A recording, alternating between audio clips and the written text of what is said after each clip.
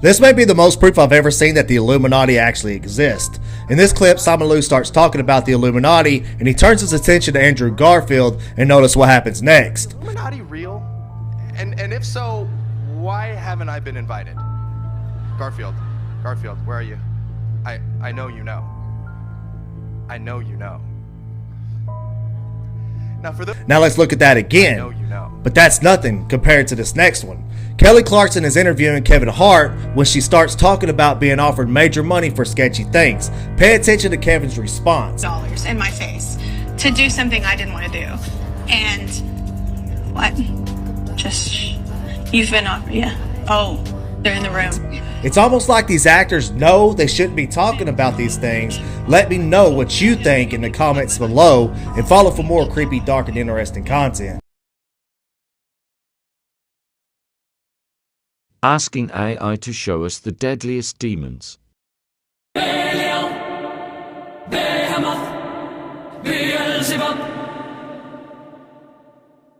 Asmodeus, Satanas, Lucifer.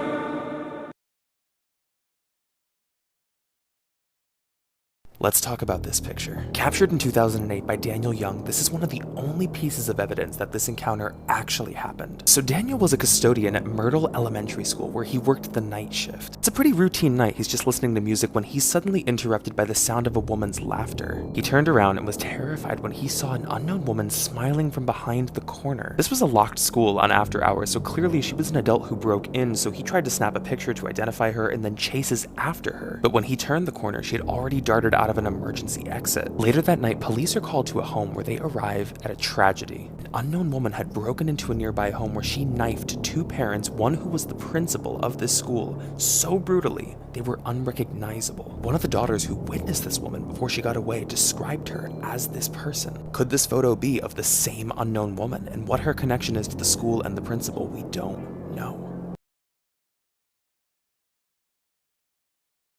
Dark History, Part 5, The Finchley Baby Farmers. Baby farming was a common practice in Victorian England in which an individual would pay a baby farmer to take their unwanted or illegitimate child under the agreement that the farmer would look after the child until it could find the baby a home or a workhouse placement. One such farmer was a woman named Amelia Sachs, who ran the Claymore House baby farm and took unwanted babies with the promise of finding wealthy families for the children. However, Sachs, along with her accomplice Annie Waters, realised that it was far quicker and more profitable if the babies reached an unfortunate end. The pair would use an injection of chlorodyne before disposing of the children. They were caught by their landlord, who was also a police officer, who became suspicious of the pair's activities. The death toll is unknown. However, officers found a large number of children's clothes within the property that indicate more than a dozen children may have passed away at the hands of the Finchley baby farmers. The pair were sentenced to hanging in 1903.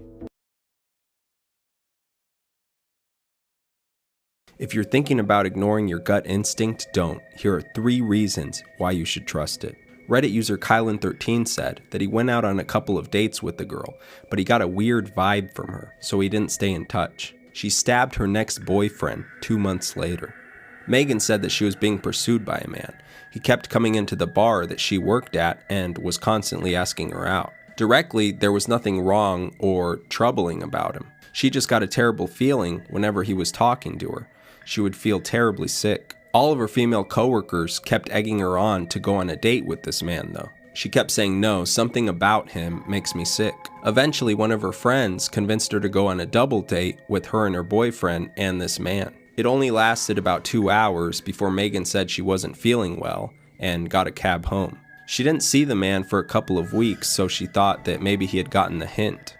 But no. The same friend who pressured her into going on a double date called Megan, yelling hysterically. She said that she would never doubt Megan's judgment again and forwarded her a news story about how the same man was just arrested a couple of days before for the murder of a woman he was dating. So the entire time that he was trying to convince Megan to go on a date, he had already strangled and killed another woman and set her house on fire to try and cover it up. A former Reddit user said that she was sitting in her bedroom one day when she got this intense feeling in her gut, which was sort of saying, you need to get out of here right now. Then she started to get this immense feeling of terror, like she was being watched. She immediately got out of there and went to a friend's house. When she finally got back home, her house had been ransacked. Things had been knocked over, lots of glass had been broken everywhere, and a window was left wide open. She says that now she always takes that gut feeling more seriously.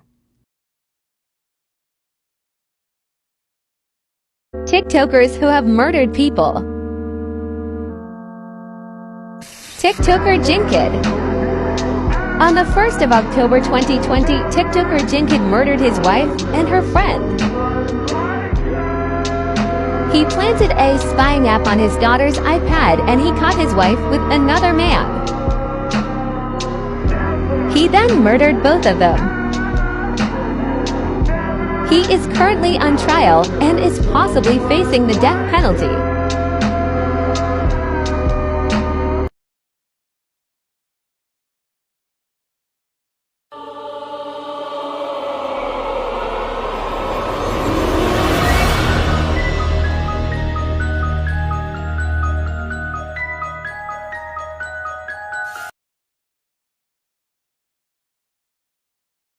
Is this final actual evidence of a giant sea snake, captured by UUV on a deep sea mission?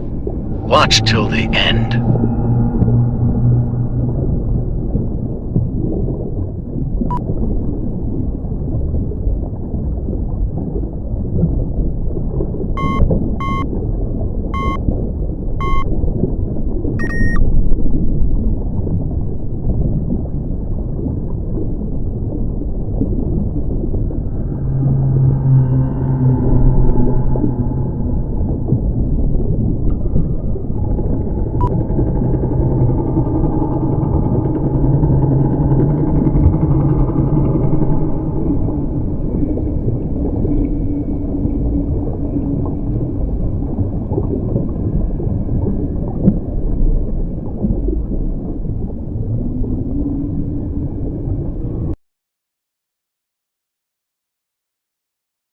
Now this is probably the craziest conspiracy I have ever heard. When you look around you at your parents, your children, your siblings, your friends, the theory states that they are not actually alive, and neither are you. But how could this truly be possible, right? How can we still feel pain if we're already dead? How are we all as a collective dead? Well, there are two things that have been documented to occur after we are clinically proclaimed dead. Number one being, that your whole life flashes before your eyes. And number two, our brain lives on for another 7 minutes after we are proclaimed dead. For those 7 minutes, your brain lives on through a dream-like state reliving memories. You may have heard of this man, Albert Einstein, who stated that time is relative, meaning time can be different between people if other variables are different. For example, when you go to sleep and dream, it could feel like 7 minutes or it could feel like 70 years. Just like those 7 minutes, your brain is still alive as you are living in a dream-like state. So, when did we all collectively die? 2012, which was said to have been predicted by the Mayans. And we are now living through a shared consciousness, and as we attempt to collectively remember memories, this is where the Mandela effect comes in. So some people will remember certain things being a certain way, whereas the next person will remember this differently. So, over to you. What's the craziest conspiracy you have ever heard? Let me know in the comments. Most dangerous animal crossbreeds created. Part 2.